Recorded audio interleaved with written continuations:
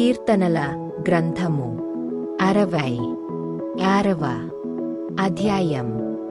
సర్వలోక నివాసులారా, దేవుని గూర్చి సంతోషగీతము పాడుడి. ఆయన నామప్రభావము కీర్తించుడి.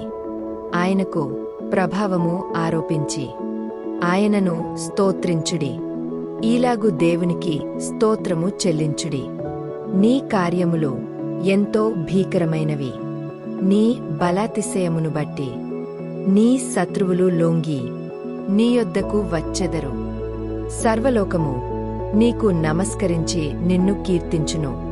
నీ నామమును బట్టి నిన్ను కీర్తించును. దేవుని ఆశ్చర్యకార్యములను చూడరండి. నరుల ఎడల ఆయన జరిగించు కార్యములను చూడగా ఆయన భీకరుడై యున్నాడు.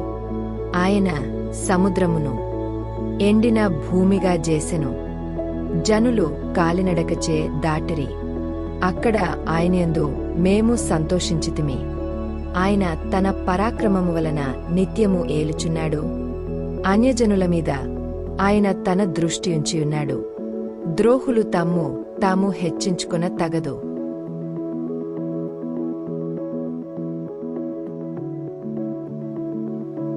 జనములారా, మా దేవుని సన్నుతించుడి. గొప్ప స్వరముతో ఆయన కీర్తి వినిపించుడి.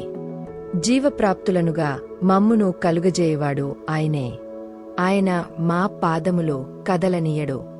దేవా, నీవు మమ్మును పరిశీలించియున్నావు. వెండిని నిర్మలము చేయురీతిగా మమ్మును నిర్మలులను చేసియున్నావు. నీవు బందీగృహములో మమ్ము ఉంచితివి. మా నడుముల మీద గొప్ప భారము పెట్టితివి. నరులు మా నెత్తిమీద ఎక్కునట్లు చేసితివి. మేము నిప్పులలోనూ నీళ్లలోనూ పడితిమి. అయినను నీవు సమృద్ధిగల చోటికి మమ్ము రప్పించియున్నావు. దహనబలులను తీసుకొని నేను నీ మందిరములోనికి వచ్చెదను. నాకు శ్రమ కలిగినప్పుడు నా పెదవులు పలికిన మ్రొక్కుబడులను, నా నోరు వచించిన మ్రొక్కుబడులను నేను నీకు చెల్లించెదను. పొట్టేళ్లను, ధూపమును, క్రొవ్విన గోరేలను తీసుకొని నీకు దహనబలులు అర్పించెదను. దులను, పోతుమేకలను అర్పించెదను.